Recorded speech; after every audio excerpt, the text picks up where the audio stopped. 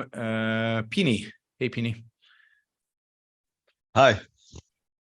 So I have a couple questions. I'll start with one of them. Seeing that I'm also from Israel originally, it's what's going on right now in Israel. It's quite disturbing. And I thought that some of these legal reform that's being tried since already a few months, some of them actually made sense. And I saw one of your show that I was glad that we had a very similar opinion, that some of them made sense and some of them not. And finally, with all the protests, they are now going as one by one, if at all.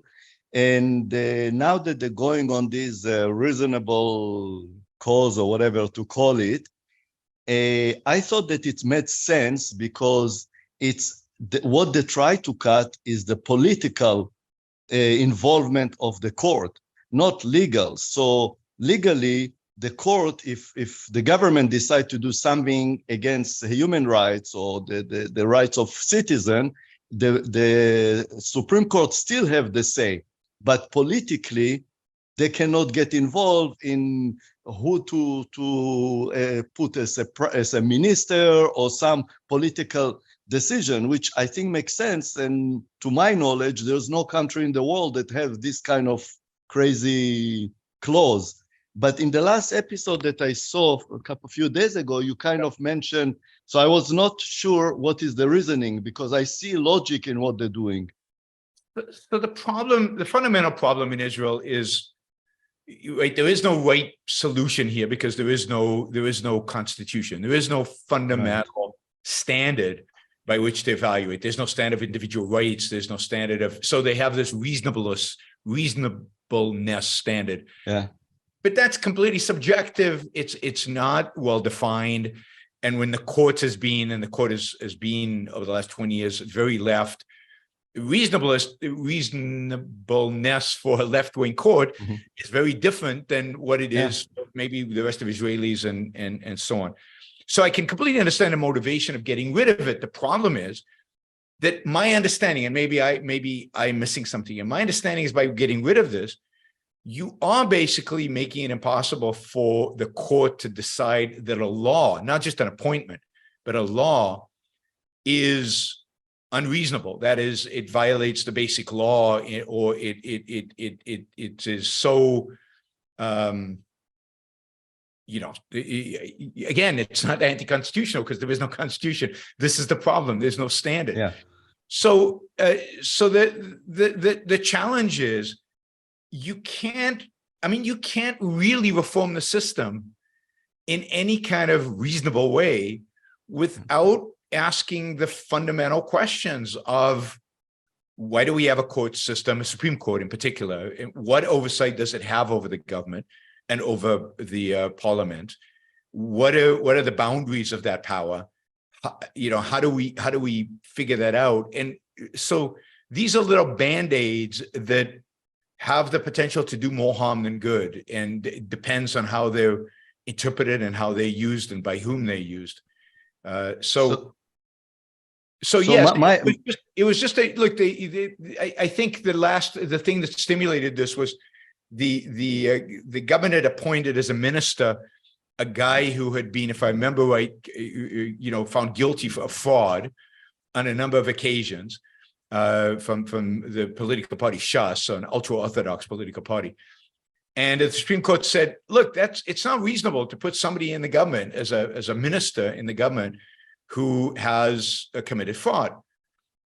Now, shouldn't first what I understood again, and I saw some show in Israel that they were actually showing that the Supreme Court has different ways for if it's infringe on the citizen or the human rights. So they do have it, and they will still have it.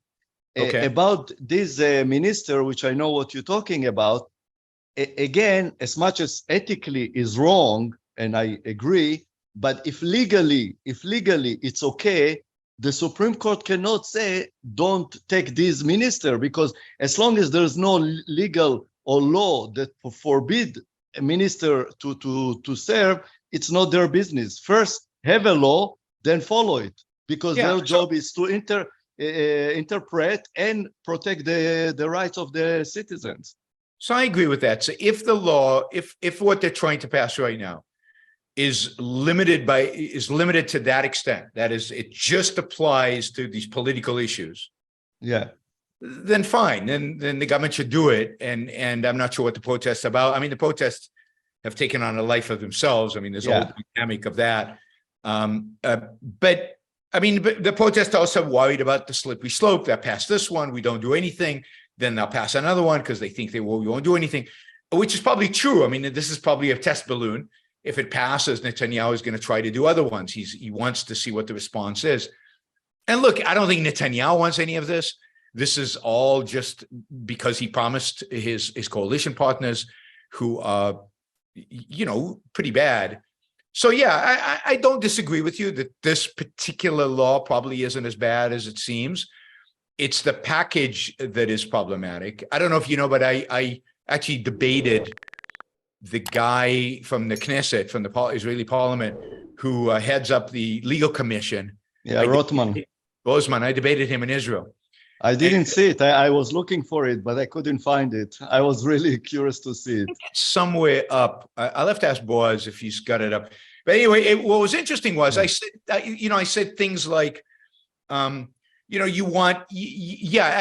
agree that the way judges are appointed in Israel right now is completely arbitrary and it doesn't make any sense. And so why not have the entire parliament vote, just like in the United States, have them come and interview the nominee and have them vote, just like in the US they vote, rather than this committee, which is now going to be tilted towards the government. Yeah. Government gets complete control. Make it a parliamentary thing. And yeah, he said, but the parliamentary, the parliamentary will be worse. Nobody will accept it because whoever has the coalition has the vote. So imagine the protest that will go. yeah, but that's what happens in the US, right? If they were Right, and in Canada as well. I'm in Canada, and it's the right way. I agree. But you got to do it. And I agree 100%. He said, yeah, but it's a mess, but it's better than the government, the executive branch, in a sense, doing it unilaterally. At least you get parliamentary discussion and debate. And he said, yes, you're right, Yaron. And then I said, it's ridiculous that the Supreme Court cannot overturn laws that you pass. And he started to say that in America, that's the case. And I said, you don't know what you're talking about, right? The Supreme Court can and does all the time. But there was a number of things that he actually agreed with me on. And I said to him, so why don't you propose those things? And he rolled his eyes in the coalition. He can't get everything he wants. But yeah, it's Israel's a mess, and as I've said many times, this is all just the real issue is what kind of state should Israel be? Should it be a Jewish state or a state for Jews? Right. And until that is settled, this is going to and constitution. Yes, and you need a constitution to formalize it and put it into writing. And you won't get that because you'd have to come to a conclusion about the role of religion in the state, and there's no way that will happen in Israel. Right. Okay, thanks. All right.